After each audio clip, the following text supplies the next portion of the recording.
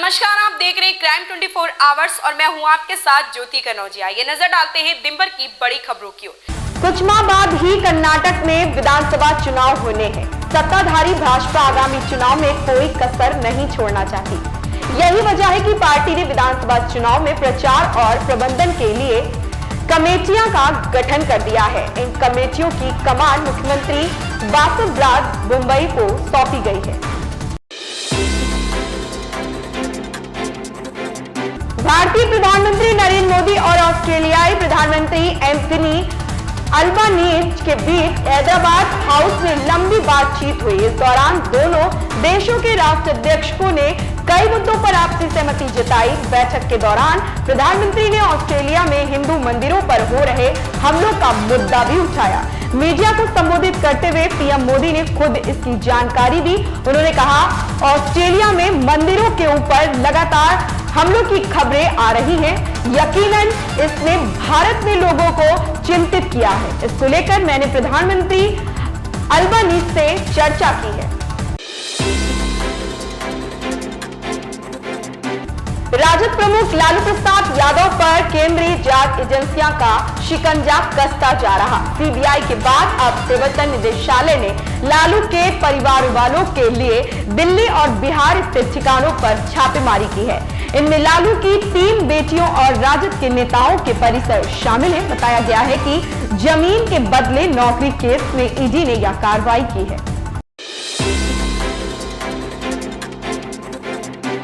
प्रधानमंत्री नरेंद्र मोदी ने महिलाओं के आर्थिक सशक्तिकरण पर महिला और बाल विकास मंत्रालय के वेबिनार को संबोधित किया। इस दौरान प्रधानमंत्री नरेंद्र मोदी ने कहा कि देश में हर क्षेत्र में महिलाओं की भागीदारी बढ़ी है। कई क्षेत्र महिलाओं की शक्ति निर्णय लेने की क्षमता का प्रदर्शन कर रहे हैं। नारी शक्ति भारत की प्रगति की गति और पैमाने को बढ़ाने में महत्वपूर्ण भूमिका निभा रही है। महिला आरक्षण विधेयक को लेकर भारत राष्ट्र समिति ने आज राष्ट्र राजधानी नई दिल्ली में विपक्षी दलों को लामबंद किया है। तेलंगाना के मुख्यमंत्री के चंद्रशेखर राव की बेटी के कविता ने यहां केंद्र सरकार से बजट सत्र में ही महिला आरक्षण विधेयक होने की मांग की है। उनके साथ इस धरने में सीपीएम के महासचिव सीतारमण येचुरी और कई अन्य दलों के नेता भी मौजूद रहे। राजस्थान के सीएम अशोक गहलोत ने मुख्यमंत्री अनुप्रति कोचिंग योजना के अंतर्गत लाभान्वितों की संख्या 15,000 से बढ़ाकर 30,000 करने के प्रस्ताव को मंजूरी प्रदान की। इस योजना के लिए सीएम गहलोत ने 56 से 40 करोड़ रुपए के वित्तीय प्रावधान का अनुमोदन किया है।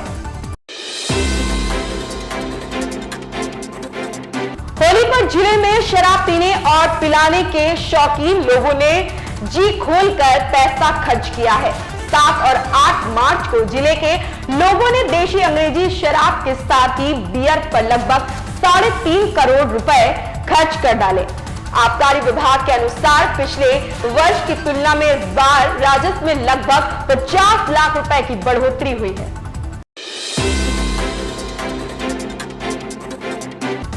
AIMIM के प्रमुख असदुद्दीन ओवैसी ने जुनैद और नासिर हत्याकांड को लेकर कड़ा आक्रोश व्यक्त किया है। इसके साथ ही जुनैद नासिर के परिवार को 1.5 लाख रुपए की मदद भी की है। बृहस्पतिवार को AIMIM प्रमुख असदुद्दीन ओवैसी की ओर से जुनैद और नासिर की पत्नियों को यह मदद उपलब्ध करा दी गई है।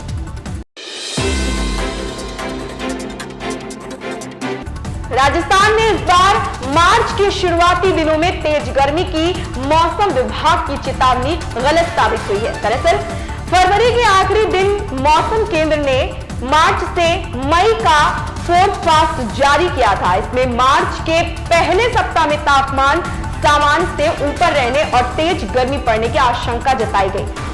पिछली 3-4 दिनों से प्रदेश में बारिश और ओले गिरने से तापमान कंट्रोल रहा। वहीं अब 14 मार्च से 6 जिलों में एक बार फिर से बारिश की संभावना है।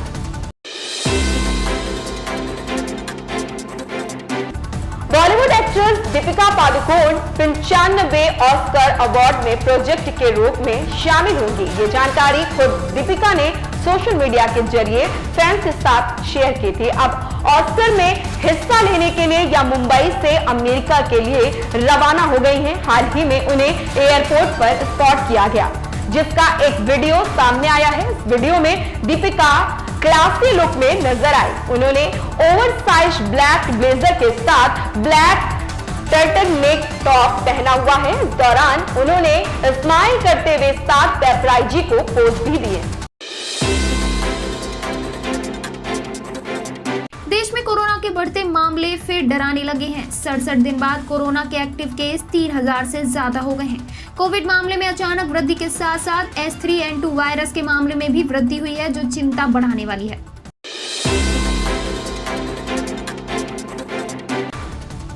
चीन की rubber stamp parliament national people's congress ने शुक्रवार को राष्ट्रपति शी जिनपिंग के कार्यालय को तीसरी बार बढ़ा दिया। उन्हें तीसरी बार राष्ट्रपति बनाने का प्रस्ताव 2952 वोटों से पास हुआ। कम्युनिस्ट पार्टी के किसी एक नेता ने भी उनके खिलाफ वोट नहीं किया।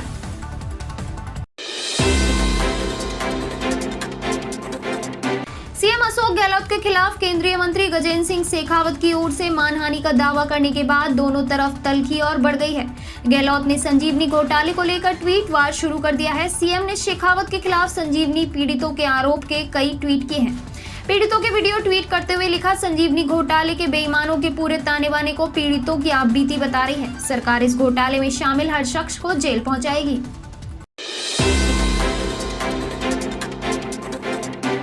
राजस्थान के बजट में घोषित सबसे बड़ी फ्री राशन किट बांटने की योजना को लेकर विवाद हो गया है। सरकार ने खाद्य विभाग से इस योजना का काम छीनकर राजस्थान राज्य सहकारी उपभोक्ता संघ लिमिटेड कॉनफेड को दे दिया है। इस पर खाद्य मंत्री प्रताप सिंह खाचरियावास ने नाराजगी जताई है। ऐसे में इस मामले में अब विभागीय स्तर पर भी खींचातानी के आसार बन गए हैं।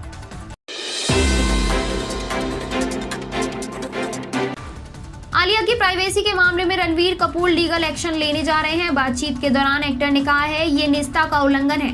आप मेरे घर के अंदर शूट नहीं कर सकते हैं और वहां कुछ भी हो सकता है। वो मेरा घर है और यह बिल्कुल गलत था। हम इस पूरे मामले में सही कानूनी तरीके से एक्शन लेंगे।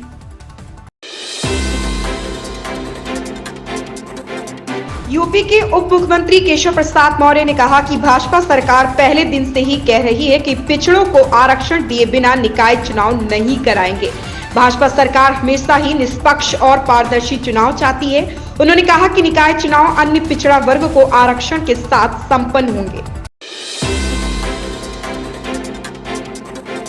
बिजनौर जिले को विश्वविद्यालय मिल गया है। इससे छात्रों को रुचि के अनुसार नए कोर्स की पढ़ाई करने का मौका मिलेगा। युवाओं के लिए रोजगार के अवसर बढ़ेंगे।